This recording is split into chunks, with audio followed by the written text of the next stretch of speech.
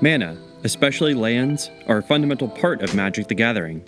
But what if I told you there's a deck that runs literally 0 ways to produce any mana or lands and can win on turn 2? Of course, I'm talking about the eponymous Manaless Dredge.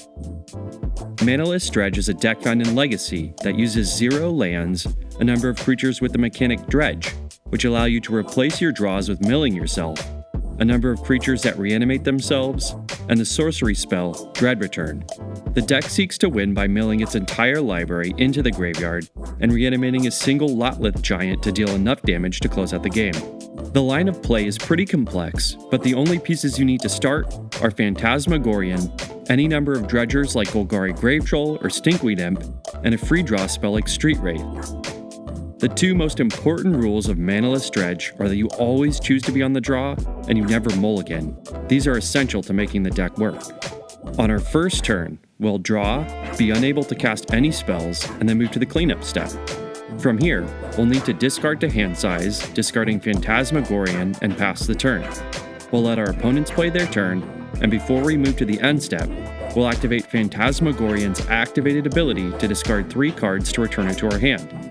The 3 cards we'll discard are all creatures with Dredge. From here, we'll activate our Street Wraith, and we'll choose to replace the draw with the Dredge of 6 to return our Golgari Gravetroll to our hand. Along the way, we'll mill over one of our Narcomoebas, which bring themselves onto the battlefield whenever they're milled. We'll also mill over one of our prized amalgams, which will return themselves at the end step if a creature has entered the battlefield from the graveyard. Since we returned our Narcomoeba, it'll come back as well. We'll also hit one of our Dread Returns. As we move to our turn, we will again choose to replace our draw with the Dredge of 5 to return our Stinkweed Imp.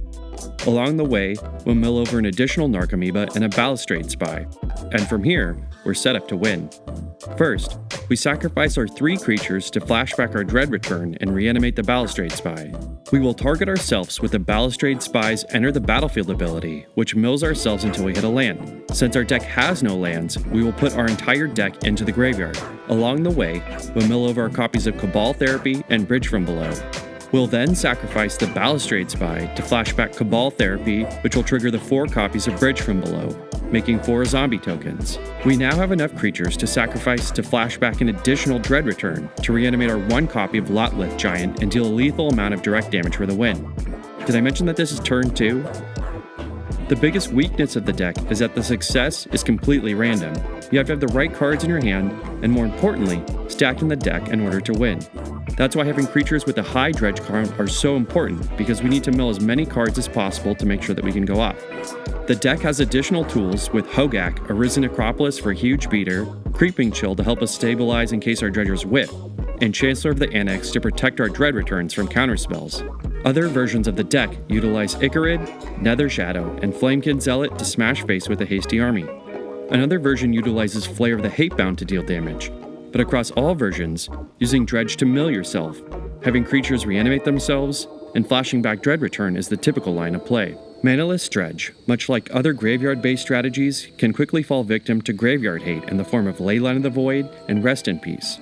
But the deck is quick and efficient, which makes it a great matchup against slower or more mid-range decks.